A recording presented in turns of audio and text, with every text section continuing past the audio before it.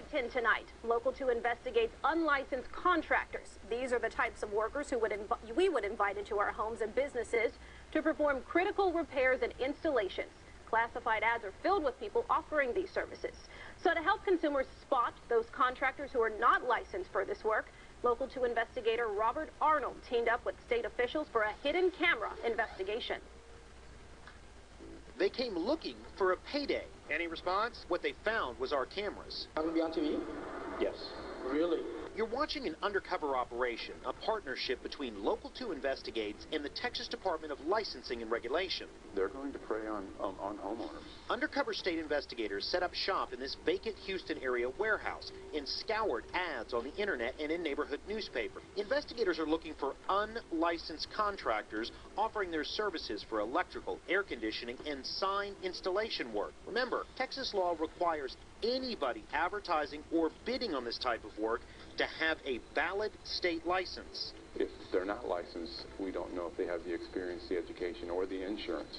With our hidden cameras rolling from every angle, state investigators invited dozens of contractors to come out and bid. These are the same type of workers we would invite into our homes and businesses. If you were to pay an unlicensed contractor and they take off with your money, then you're out the money. And investigators say all those who showed up at the warehouse offered to do the work, even though state records show none had valid state licenses. When they came back looking for a check, Robert Arnold with Channel 2. they faced our questions, like Harper High, who did show investigators a valid state license. Problem is, records show the license doesn't belong to him. It belongs to a former employer. According to state records, you're using somebody else's license that you're not allowed to use. Records show High had already been cited once before by the city of Houston for the same problem.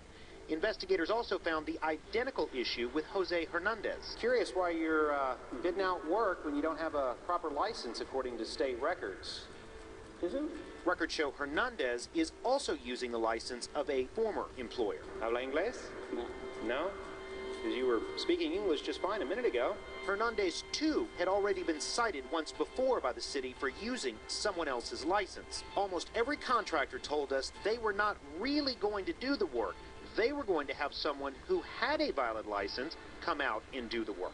Then where is this mystery person? Because you've been the only one who's out here. I don't have a license for air conditioning, I don't have a license for electrical. My people have a license. But your people didn't come out.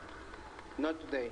This is why you have to check to make sure that the person you're dealing with has a valid Texas contractor's license, and make sure that you meet the person with the license before you hand over any money.